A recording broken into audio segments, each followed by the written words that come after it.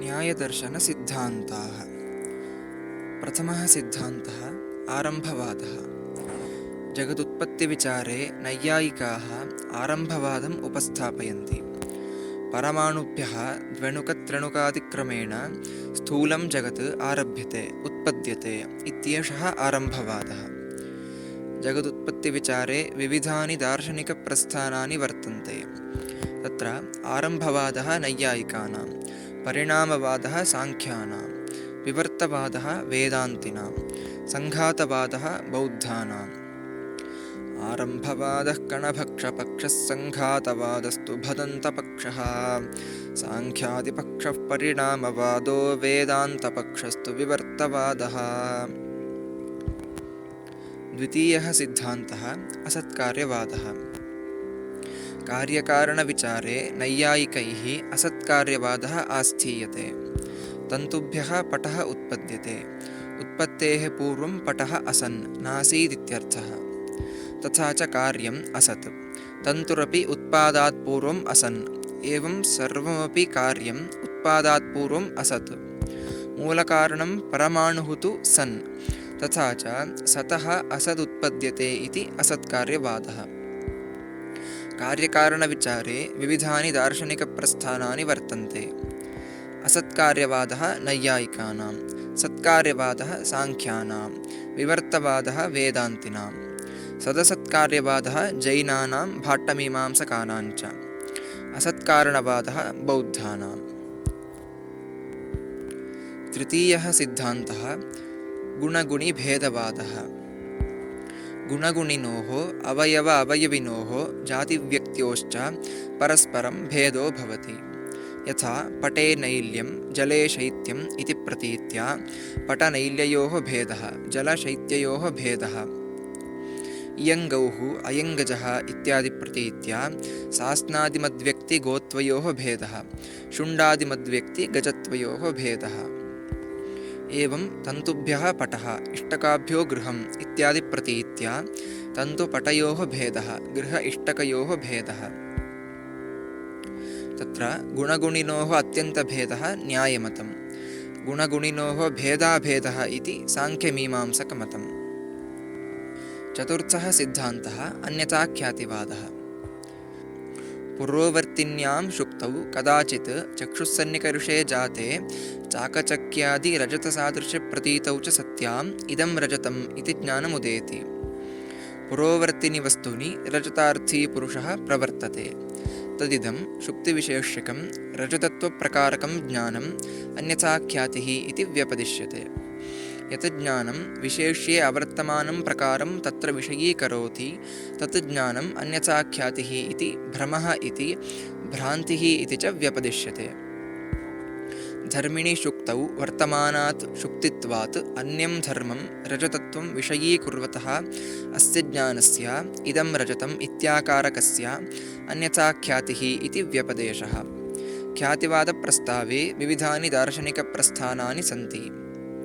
अन्यथाख्यातिः नैयायिकानाम्, आत्मख्यातिः योगाचारबौद्धानाम्, अनिर्वचनीयख्यातिः वेदान्तिनाम्, असत्ख्यातिः माध्यमिकबौद्धानाम्, अख्यातिः प्राभाकरमीमांसकानाम्।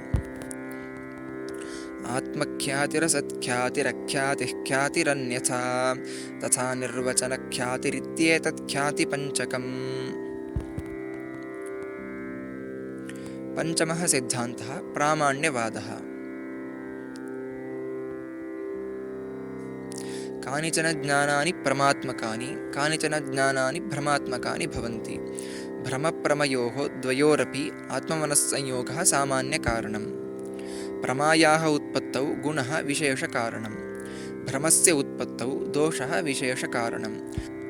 सामान्यसामग्रीतो अतिरिक्तविशेषसामग्रीवशात् ज्ञानानां प्रमात्वं क्वचित् भ्रमत्वं भवति।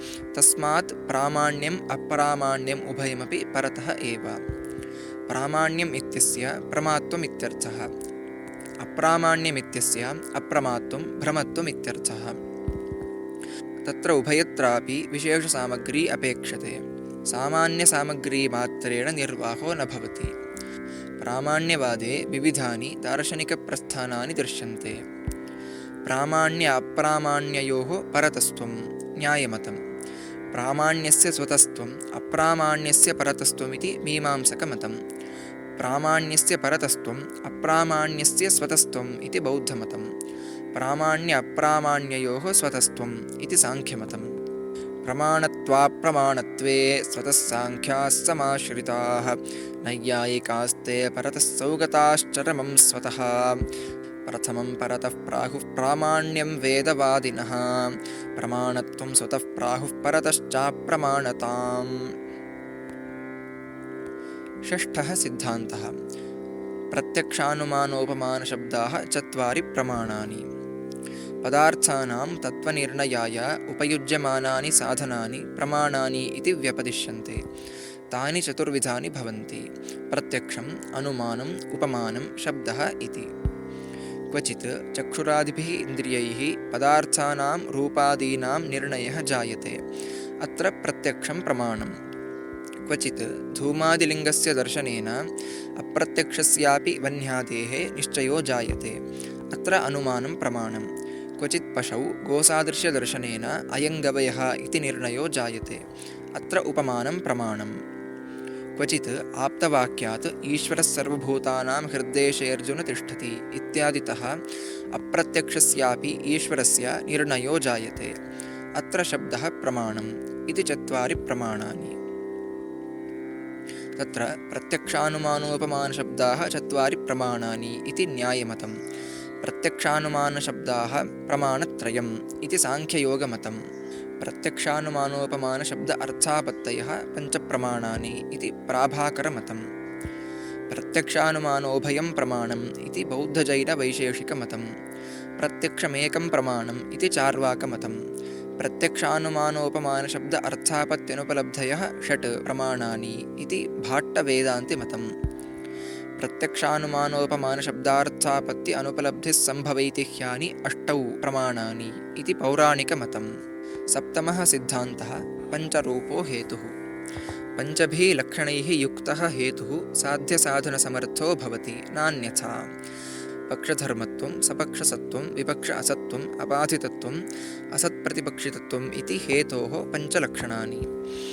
पञ्चरूपो हेतुः इति नैयायिकमतं। त्रिरूपो हेतुः इति वैशेषिकबौद्धमीमांसकमतम्। अष्टमः सिद्धान्तः। पञ्चधा हेत्वाभासः।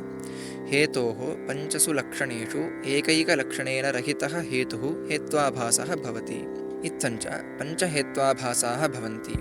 सव्यभिचारः, विरुद्धः, सत्प्रतिपक्षः, असिद्धः, बाधितः इति।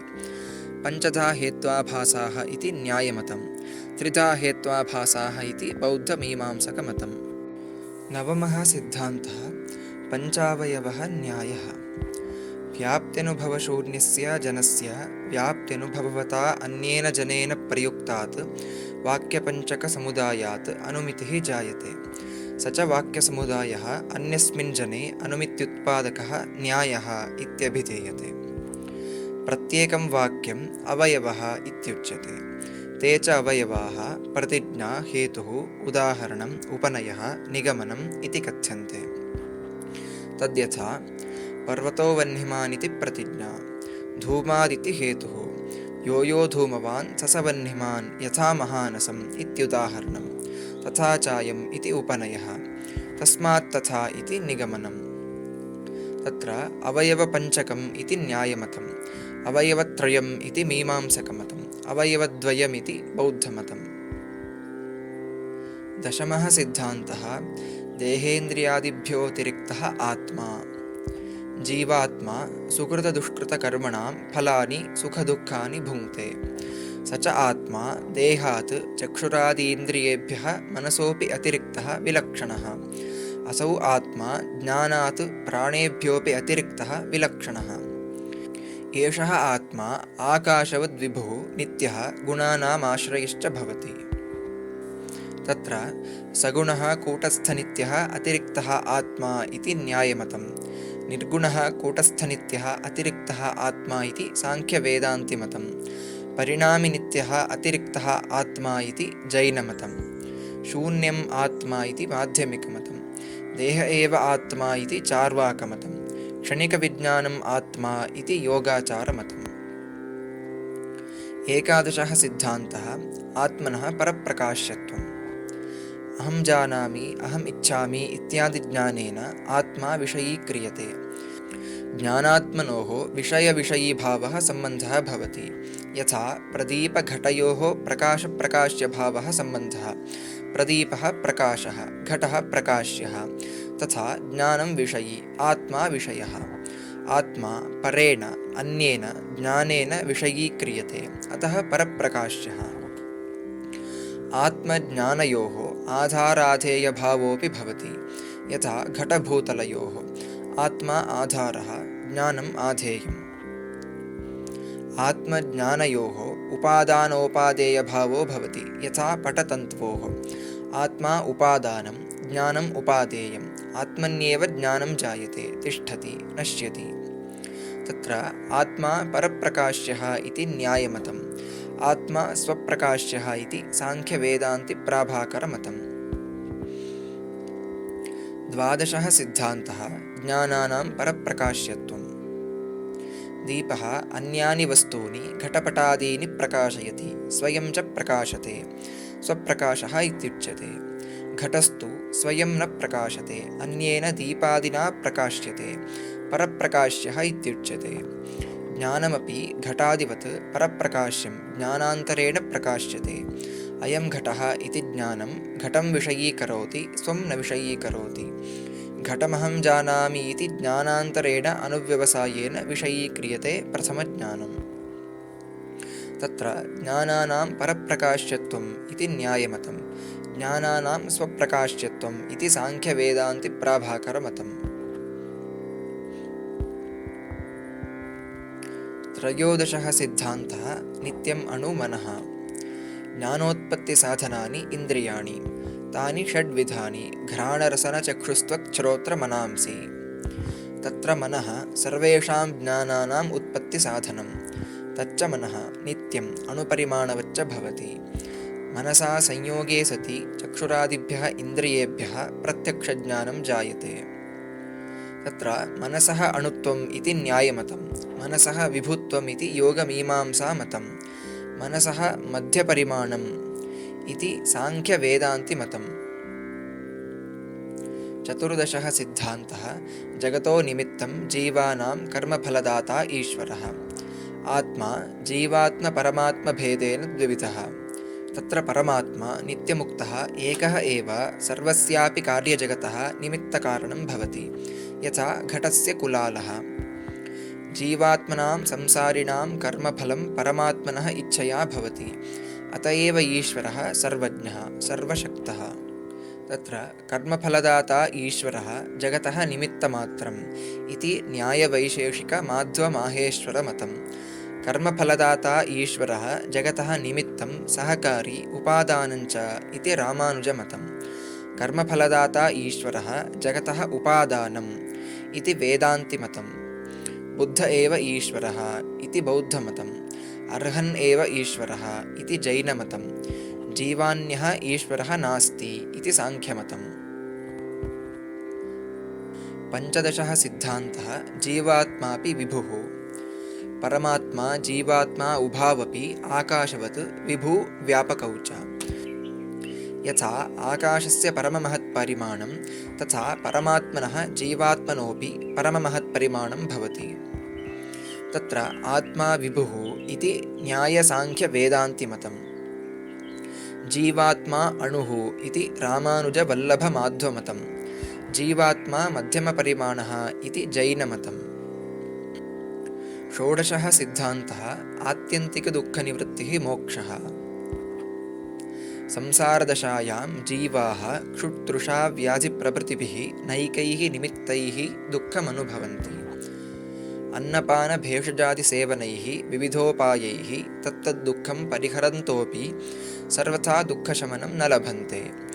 आत्मतत्त्वज्ञानेन तु मिथ्याज्ञाननिवृत्तौ सत्यां पुनः दुःखं नैव उत्पद्यते। अतः तदा दुःखानाम् आत्यन्तिकी निवृत्तिः सम्पद्यते, सैव मोक्षः। तत्र आत्यन्तिकदुःखनिवृत्तिः मोक्षः इति न्यायमतम्। अविद्यास्तमयः मोक्षः इति वेदान्तिमतम्। नित्यनिरतिशयसुखाभिव्यक्तिः मोक्षः इति मीमांसकमतम्। प्रकृत्युपरमे पुरुषस्य स्वस्वरूपेण अवस्थानं मोक्षः इति साङ्ख्यमतम्।